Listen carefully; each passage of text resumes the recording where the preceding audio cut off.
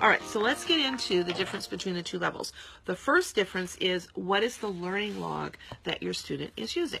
So the beginner is going to use the primary learning log, and this is what it looks like. Okay, and let me show you inside the book. There is a dotted half line. You can see that. All right, and the line width is just slightly larger than the black log for the advanced student, just slightly. I measured it last night, and it's 1 centimeter from the top guideline to the lower baseline. Okay, it's 1 centimeter, and or just, you know, that's, I have a ruler that goes down to millimeters, but it's 1 centimeter. Okay, there is room, if you'll notice, for a space in between the lines, so the student has a place for the tail that drops down below the line for some of the letters. Also, we use a marking system, and we'll be underlining letters, double underlining some of them, and so there's room for that in the book, so that it's not interfering with the word below it. Sometimes little kids have a hard time getting an underline just, you know, enough right directly under the line, and so they need a little bit more room between the words for that purpose. Okay, now let me explain something about the learning log. There's two parts to the learning log. The front of the learning log is in the primary log. The front of the primary log is where the student, all this part, that's where the student writes his spelling words from teacher dictation during the year. So your student will be building his own spelling book. Okay, he'll be writing his own book. And so the spelling words, this is the primary log. In the front of the book, that's where the spelling words go. Now we have pages in the back of the book that we call reference pages. And this is where we introduce some of the rules, and it's where we reinforce the rules. So in a primary log, there's 15 pages. Okay, so there's 15 of the reference pages available to the primary student. And you won't use all of them from the very beginning. Like a kindergartner doesn't use all those reference pages. A first grader and definitely a second grader would. Another thing about the primary log is that we have what's called the John Hancock chart in the front of the book, and once a month your student using this book will sign the John Hancock chart, and that way you can see a progression in the penmanship skills. So that's something unique to this log and that student. And again, that's because we're developing penmanship skills in the early years.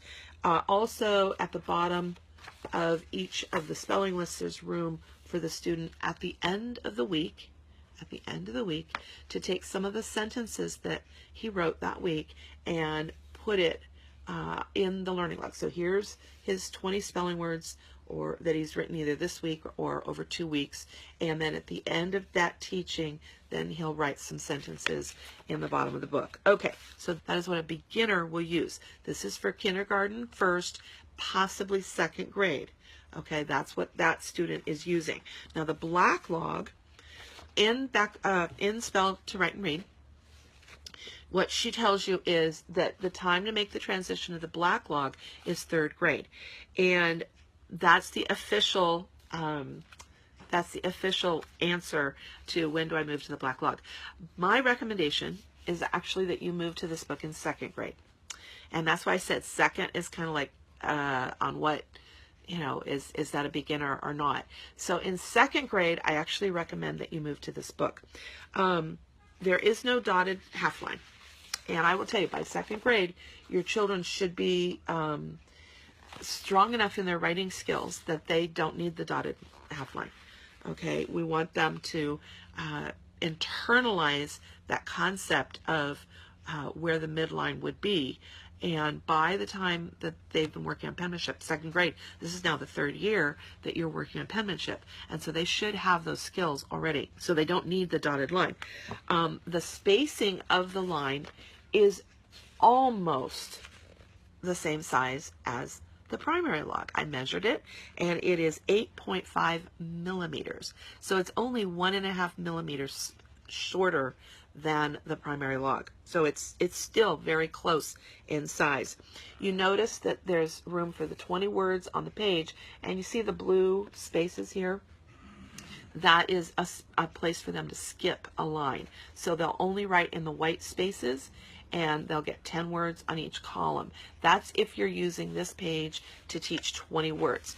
There, at some of the levels, if you're teaching a lot of words that year, toward the end of the list, what you might have to do, just because you'll run out of pages, what you'll do is you'll double up. So you'll have 20 words on one column and 20 words on the other column. Okay, if that's the case, then you will write in the blue spaces. But normally we leave the blue spaces available for having a break in between the words. And again, one of the nice things about that is that when the student is using the marking system to reinforce the spelling rules and the phonograms, there's room for that without it interfering with the word below it.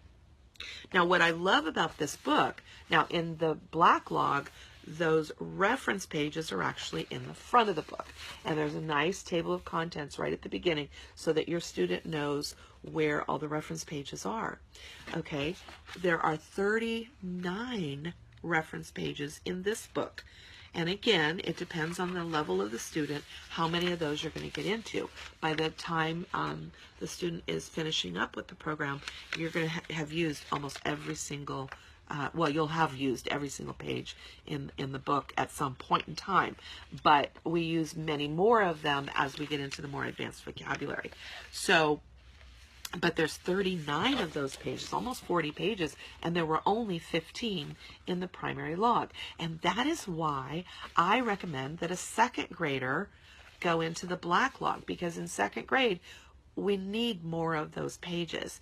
And the way it's explained in Spell to Write and Read, if you have opted, and this is totally fine, if you have opted to use the primary log in second grade, then there's some pages that you don't have in the book. The reference pages are not in here.